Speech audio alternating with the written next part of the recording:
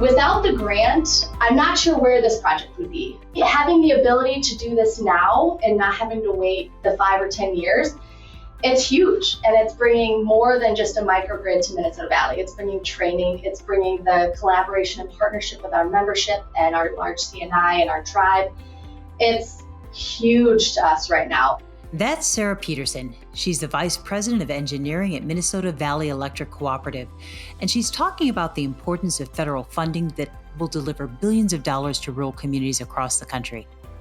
Hello, I'm Terry Vishwanath, CoBank's energy economist and your co-host of Power Plays, a monthly audio program where we connect you with top energy and environmental innovators who share their insights, experience, and observations of the market. As always, I'm joined by my colleague and co-host, Tamara Reynolds, a managing director here at the bank. Hello, Tamara. Hey, Terry. I'm excited about this program. As you know, I wanted to highlight the work that NRECA's Director of Energy Solutions, Tolu Omotoso, has been involved with over the past year.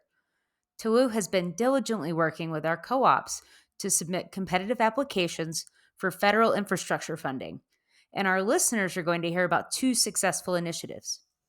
Tamara, I know you know this, but I didn't realize that Tolu was formerly the manager of grid solutions for Tidmont REMC in Indiana. So he's been involved in smart resource planning for some time. And with the new funding, he's got his work cut out for him.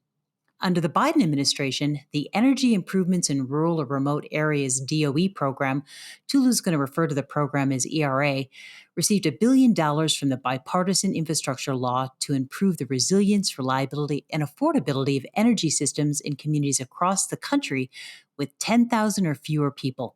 But I'm going to let Tolu describe his efforts with organizing co-ops for this particular opportunity. One of the things that I learned while working at the co-op is that developing clean energy solutions in rural areas is always a challenge. And the major challenges are around funding.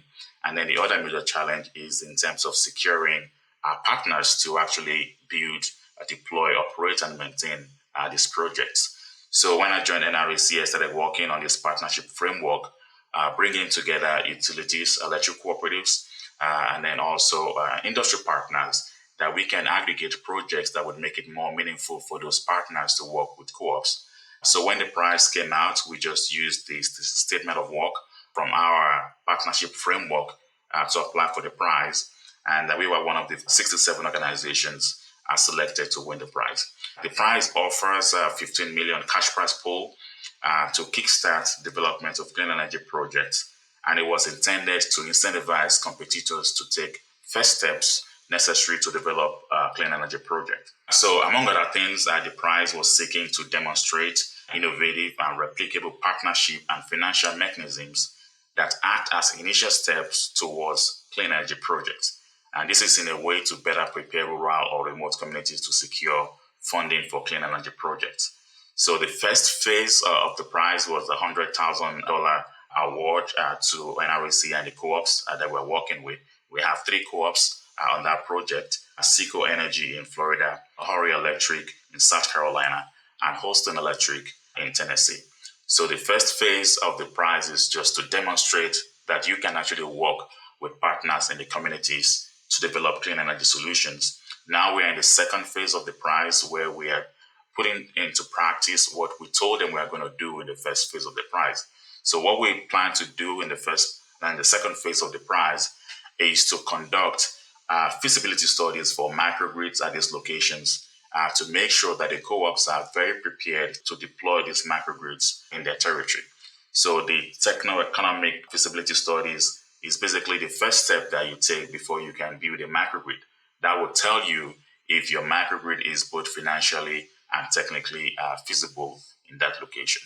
It's a small pot of money, but then at the same time, it helps us to prepare both NRECA, our partners, and the co-ops to start working together to develop trusting relationships to deploy clean energy solutions in these remote areas.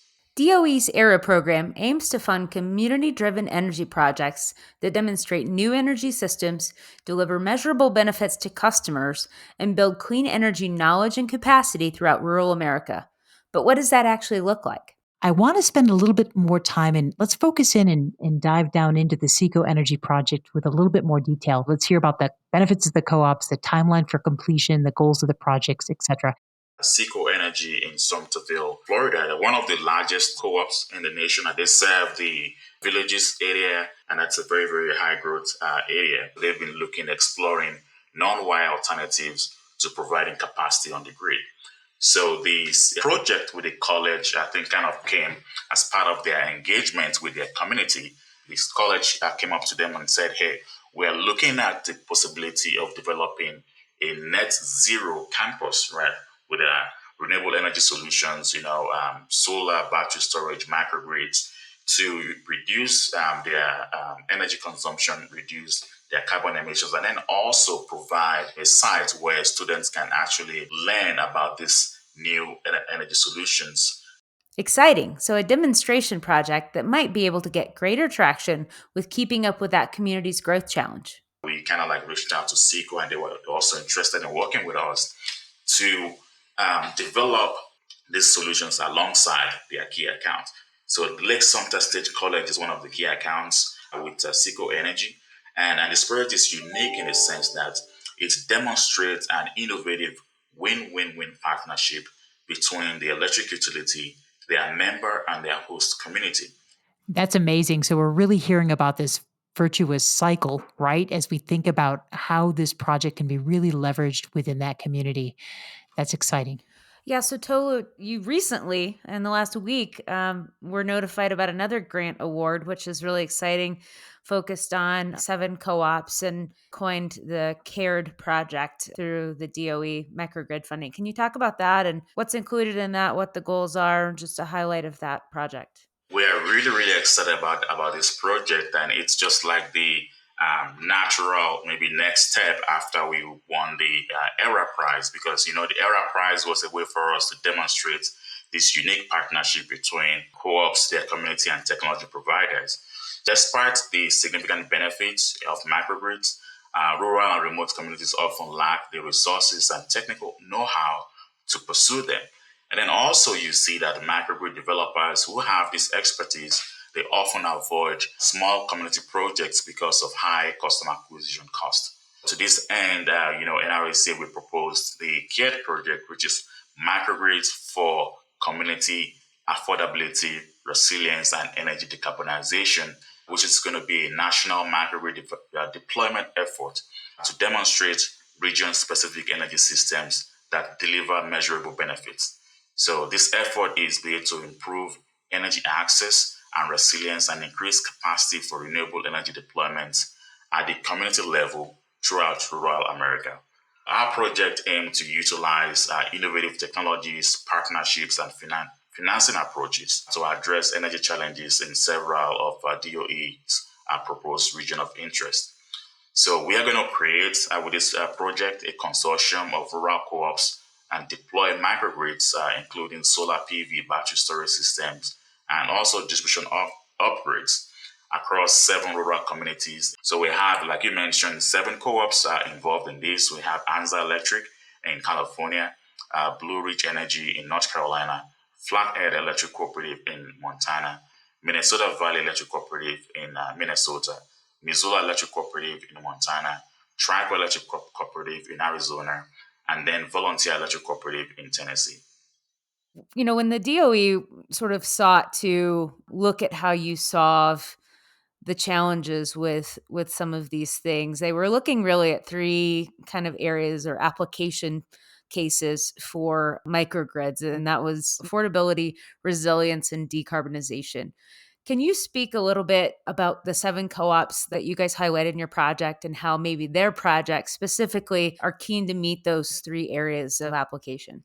In addition to those 3 terms that you mentioned just now, the other thing that DOE was looking at is in terms of replicability and then the ability to scale these solutions in rural and remote America. So our proposal was basically telling them that, hey, we have the 7 co-ops out of possible 900 that are having these challenges. And if we can solve these challenges using these co-ops as some kind of practice area, for these solutions, we are able to scale and replicate these solutions across almost 900 other cooperatives. So that was another unique thing with our project. So for Anza Electric, they are proposing to install about 200 distributed battery energy storage systems at residential locations throughout its service. These systems are supposed to consist of battery storage and system controllers designed to act as backup resources for outage mitigation. So that's a unique project there, and the innovation is surrounding community resilience and behind the meter battery storage financing. So all of that put together, you can see that meets their goal of getting this project to decarbonize and also improve resilience and increase affordability in rural America. Another interesting application that Tolu pointed out to us was the project at Minnesota Valley. This microgrid project is going to be created with a tribal government that is keen on developing both resiliency and a net zero footprint. Let's hear from the leadership of that co-op about this project. The voices that follow will be from Mike Dietz, the co-op's Vice President of Operations, Ryan Fetty, he's the Vice President of Energy Resources, and then Sarah Peterson, who you already heard from, who's the Vice President of Engineering. We start off with Mike providing a little background on Minnesota Valley Electric Cooperative, and then you'll hear from Ryan and Sarah. Minnesota Valley is located in Jordan, Minnesota. We reside on the southwest side of the Twin Cities. So if you come down Highway 169 out of the cities, you would pass right through Jordan. That is our service territory. It's about 900 square miles. We are a balance between rural and urban. We have a high saturation of urban in our north, east, and west side of our territory. We have about 45,000 members currently. We cover about 9 counties, and we have about 4,000 miles of line. Our major growth areas that are coming in is our Chaska area, our Victoria area, our Savage area, and our Prior Lake area, where we're seeing large commercial growth in that area. As we see large growth in the areas we have large growth, it's a mix of essentially new suburbs that are coming in.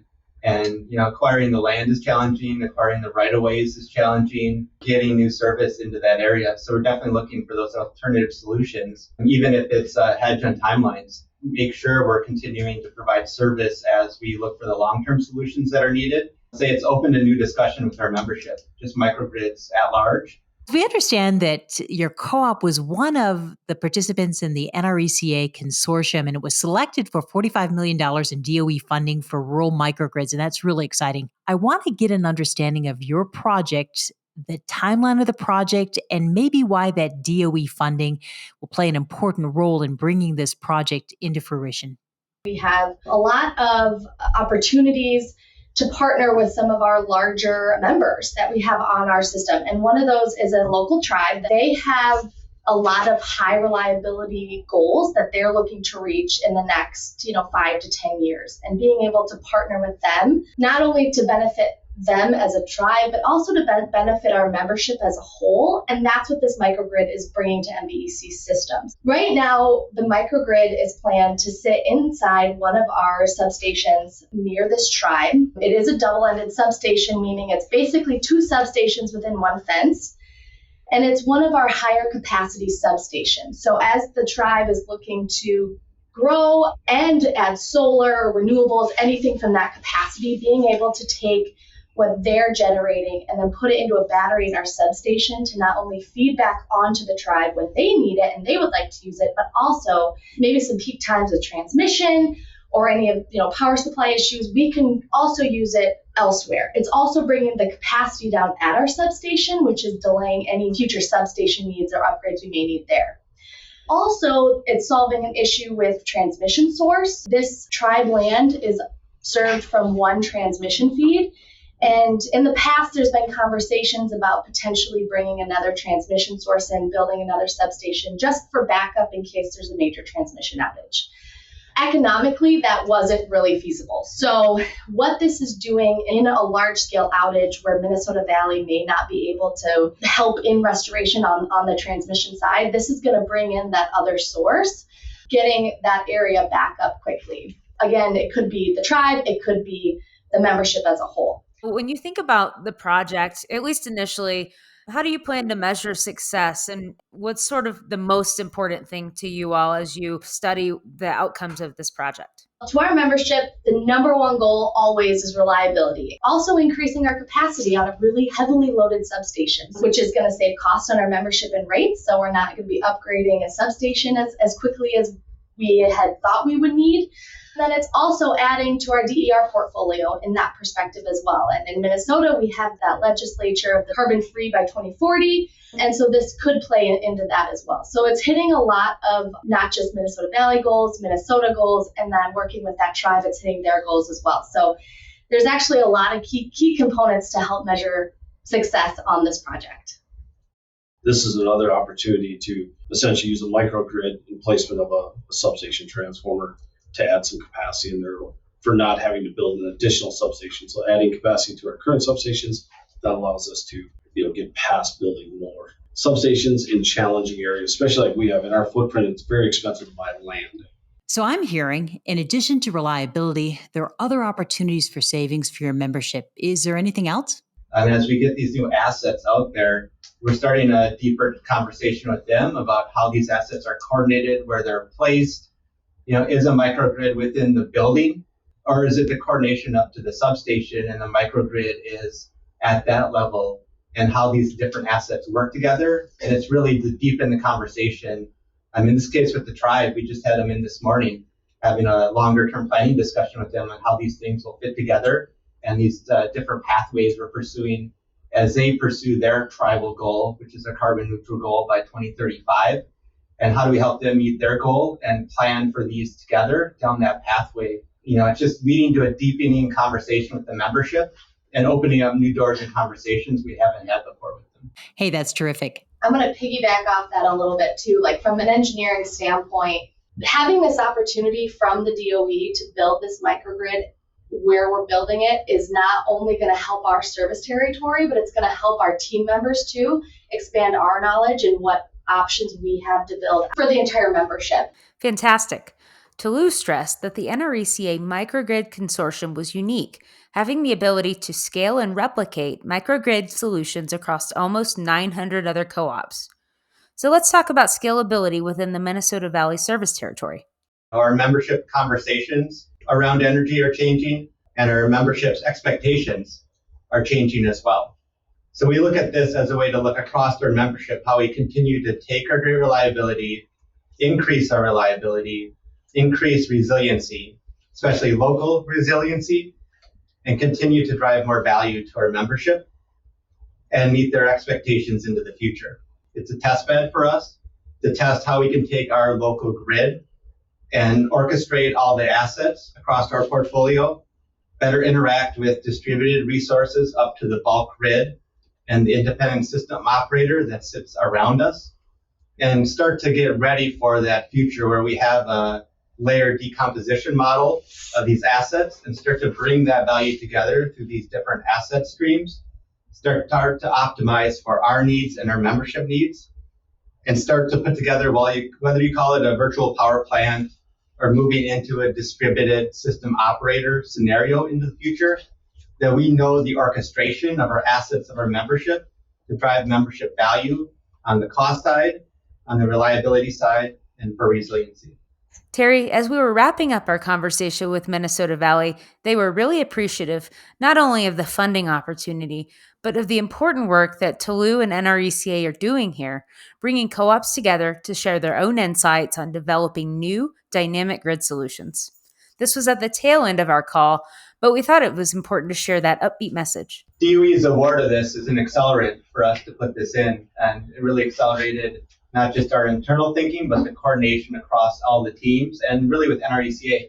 A big shout out to NRECA. Without BTS and the research team helping us put this proposal together, I'm not sure we would have done it on our own. It's not something our co-op has done much of in the grant space before. And as we know, those opportunities are getting larger, and there's a lot of them out there. So they were really helpful in having us be part of this consortium with the other co-ops and strengthening our proposal to something DOE could fund across the nation. Absolutely. Sometimes we're just not better off going it alone. And here's Tolu to wrap up our program. Having all of these projects aggregated, we are able to negotiate at scale on their behalf. Even though the projects would be independent, the co-ops are independent, they can work with whichever vendor that they want, but we can offer them that opportunity to say, hey, we can aggregate all this project, we can bid it, at once to all these developers to get everybody else lower cost of deployment. And then also we would be guaranteed that these more reputable and big companies would be around for the next 20, 30 years to make sure that the systems are operated and maintained properly. So partnerships are very key, and we're happy with the work that we're doing with our co-ops and then also our technology partners to try and deploy these clean energy solutions in rural America. You know, it's really encouraging to share these co op wins and to know that this investment will benefit their communities for years to come. I hope all of you have enjoyed this conversation and will join us next month as we navigate the new world order of bidirectional power flows and better understand TVA's roadmap by sitting down with Middle Tennessee's Chris Jones. Well, that's it for today's program. I hope you'll join us next month. Bye for now.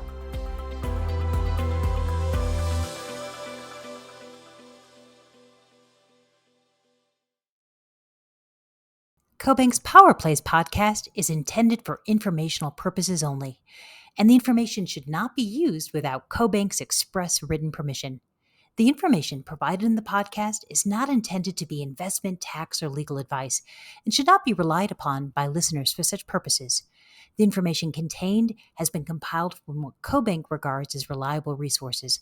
However, CoBank does not make any representation or warranty regarding the content and disclaims any responsibility for the information, materials, third-party opinion, and data included in the podcast. In no event will CoBank be liable for any decision made or actions taken by anyone, person or persons, relying on information contained in this podcast.